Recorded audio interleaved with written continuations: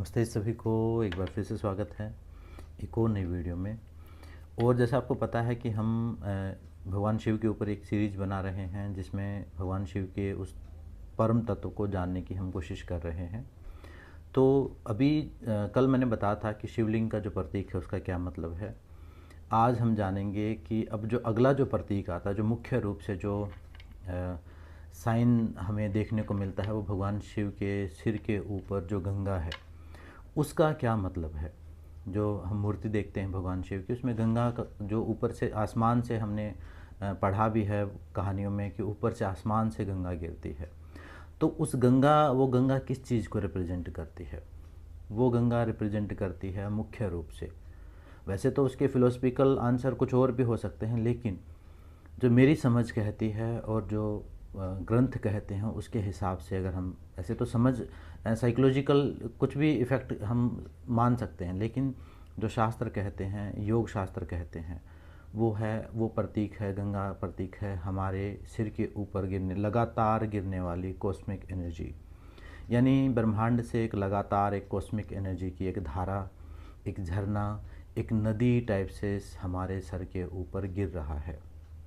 ठीक है, तो वो जो गंगा है वो एक जो कॉस्मिक लाइट जो है, जो एक हीलिंग एनर्जी है, जो हमें हील कर रही है, जो हमें जीवित रखे, उस प्राण ऊर्जा जो लगातार बह रही है और हमारे सहस्रार चक्र से हमारे अंदर प्रवेश कर रही है, उस ऊर्जा का प्रतीक है गंगा, जो भगवान शिव के ऊपर दिखाई गई है।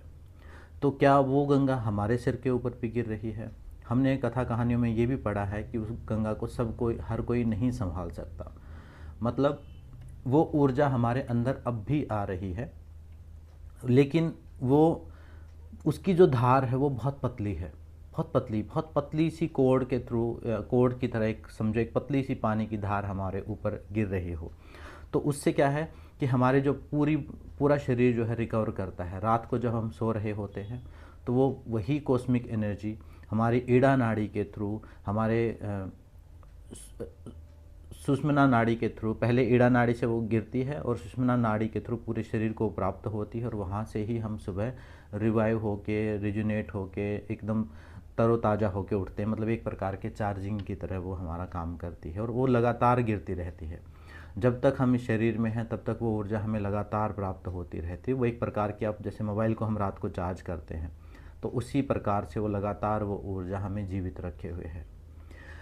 यहाँ पर जो गंगा की जो धार है वो एकदम अनकंट्रोल्ड वे में उसको ग्रहण करने की या उसको गिरने का जो प्रतीक रूप में दिखाया गया है। तो इसका मतलब क्या है? इसका मतलब ये है कि आप अपने सहस्रार चक्र को इतना डेवलप कर लेते हैं कि वो जो पतली सी धार अभी आपके ऊपर गिर रही है, जिससे आपका जीवन यापन हो रहा है, एक परमात्मा की तरफ से हर रोज़ एक समझो छोटी सी पॉकेट मनी आपको प्राप्त हो रही है। इस पॉकेट मनी को आप दिन में खर्च करते हैं। कुछ ऊर्जा आपको भोजन से प्राप्त होती है, कुछ ऊर्जा आपको यूनिवर्स से प्राप्त होती है। विभिन्न प्रकार की ऊर्जाओं का उपयोग फिर आप पूरे दिन में करते हैं। आपने देखा होगा कि बहुत योगी ऐसे भी हैं जो भोजन करते ही नहीं। उन्होंने क्या किया है, उन्होंने अपने सहस्त्रार चक्र को इस प्रकार से डेवलप कर लिया है, और वो जो धार जो हमें पतली सी धार के रूप में प्राप्त हो रही है, वही धार वो गंगा के एक बड़े फ्लो के रूप में रिसीव करते हैं और उसी से अपना पूरा जीवन यापन करते हैं, या उसी से अपनी डेली एक्टिविटीज़ करते हैं, और उसके बाद भी बिना भोजन किए भी वो जीवित रह पाते हैं।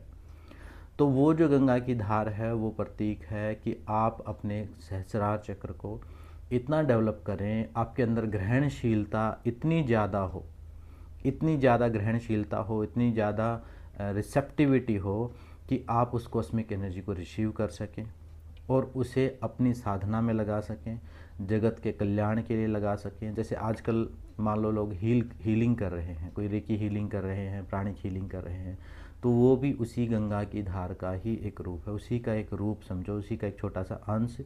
एक सामान्य आदमी से ज़्यादा वो ऊर्जा, साधक जो है ऊर्जा अपने अंदर रिसीव करता है और दूसरों को हील करता है, या अपनी साधना में, अपने चक्रों को खोलने में, या अपनी नस नाड़ियों को शुद्ध करने में, अपनी बीमारियों को ठीक करने में लगाता है। तो वो जो गंगा की धार है वो उस कॉस्मिक एनर्जी के गिरने का प्रतीक है। और मैंने जैसा बताया था कि भगवान शिव का जो प्रतीक है वो हम सब का प्रतीक है। मतलब हम सब हो सकते हैं, हमारी होने वाली संभावना है वो। अभी जो ऊर्जा हमें थोड़ी सी मात्रा में प्राप्त हो रही है, वही ऊर्जा हमें बहुत ज़्यादा मात्रा में प्राप्त हो सकती है। उसके लिए आपको क्या करना पड़ेगा? उसके लिए आपको ग्रहणशीलता बढ़ानी पड़ेगी, रिसेप्टिविटी बढ़ानी पड़ेगी, ग्रेटिट्यूड की प्रैक्टिस करनी पड़ेगी, सरेंडर की, समर्पण की, ईश्वर प्राणिधान की प्रैक्टिस करनी पड़ेगी। साथ में प्राणायाम का अभ्यास करना पड़ेगा, बाह्य कुंभक का अभ्यास करना पड़ेगा। आगे आने वाली वीडियो में मैं बताऊंगा कि जब हम क्यों कपालभाति करते हैं, कपालभाति का सीधा कनेक्शन क्या है, मूलबंध का सीधा कनेक्शन क्या है। ये सब जब क्रियाएं हम करते हैं तो जो सहस्रार चक्र है, जो हमारा ब्रह्मरंध्र है, वो हमारा खुलना शुरू हो जाता है और खुलने की वजह से हम ज़्यादा मात्रा में उस कॉस्मिक एनर्जी को रिसीव करते हैं, ज़्यादा ऊर्जावान होते हैं, ज़्यादा ओज तेज एक योगी का बढ़ा रहता है। और वो इसी जीवन में एक प्रकार से उस ओज तेज को क्यों बढ़ाना है, उस आयु को क्यों बढ़ाना है, क्योंकि योग का कॉन्सेप्ट है कि इसी जीवन में मुक्ति प्राप्त करनी है। एक योगी जो धारणा होती है वो ये नहीं होती कि अगले जन्म में करेंगे, कि ये जो परमात्मा ने एक अवसर दिया है, इस अवसर का ज़्यादा से ज़्यादा उपयोग करना है। मतलब एक अगर आपको एक गाड़ी मिली है तो उसी गाड़ी के थ्रू वो ये नहीं कहेंगे कि योगी ये नहीं कहेगा कि अगली गाड़ी मिलेगी तो फिर हम सफ़र तय करेंगे। वो कहेंगे, योगी का मानना है कि इस गाड़ी को ज़्यादा से ज़्यादा इसका सदुपयोग करके, इसकी लाइफ को बढ़ा के, इसको स्वस्थ करके, इसको पूरे तरीके से इस शरीर का साधन के रूप में उपयोग करके मुक्ति को प्राप्त करना और इस जन्म मरण के चक्र से अलग होना है। तो वो गंगा की जो ऊर्जा है, वो जो ब्रह्मांड की जो आकाश गंगा आप उसको बोल सकते हैं, वो इस पृथ्वी पर जो गंगा नदी जो है वो उसी को रिप्रेजेंट करती है। और उस नदी की एक और ख़ास बात है कि वो ऊर्जा प्योर कर रही है, मतलब शुद्ध कर रही है, पापों को धो रही है, ऐसा बोला गया है ना। तो पापों को धोने का मतलब क्या है? जितनी वो कॉस्मिक ऊर्जा अंदर होगी उतने ही कर्म संस्कार ज़्यादा हमारे कटेंगे, साधना की ऊर्जा उतनी ज़्यादा होगी, मुक्ति उतनी ज़्यादा होगी, क्योंकि वो एक प्रकार का फ्यूल है, आध्यात्मिक फ्यूल है। जैसे भोजन जो है शरीर को चलाने के लिए ज़रूरी है, उसमें जो जितना अच्छा भोजन करेगा, जितना अच्छा न्यूट्रिशन लेगा, उतना अच्छा स्वस्थ शरीर रहेगा। ठीक उसी प्रकार से वो जो प्राण ऊर्जा जो लगातार आसमान से गिर रही है, हम रिसीव कर रहे हैं प्राणायाम के थ्रू, अपने सहस्रार चक्र के थ्रू, वही प्राण ऊर्जा एक प्रकार से आध्यात्मिक फ्यूल है। वही कर्मों को काटने में, वही चक्रों को जागृत करने में, नस नाड़ियों को शुद्ध करने में, बीमारियों को ठीक करने में, हर चीज़ में वही फ्यूल काम आने वाला है। वो एक प्रकार से तप की ऊर्जा है। और वो ऊर्जा किसके अंदर आएगी? जो पात्र होगा। हर कोई नहीं कर सकता, जो पात्र होगा, जिसका ईगो जो है वो बिल्कुल जीरो ईगो होगा। जब आपका ईगो जीरो होना शुरू होता है तो आप देखेंगे कि आप उस ऊर्जा को महसूस कर सकते हैं। और जो थोड़ा बहुत ध्यान साधना करते हैं तो उन्होंने अपने सहस्रार चक्र के ऊपर दबाव महसूस किया होगा, एक वाइट लाइट को भी महसूस किया होगा।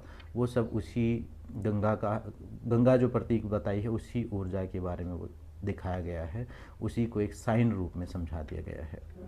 तो ये आज की वीडियो में इतना ही है गंगा के बारे में जाना। कल हम चंद्रमा के बारे में जानेंगे, एक एक करके सारे साइन को समझेंगे और उसका आध्यात्मिक महत्व क्या है वो समझेंगे। तो आज की वीडियो में इतना ही, मिलते हैं नेक्स्ट वीडियो में। सबका धन्यवाद, सबको नमस्ते, ओम नमः शिवाय।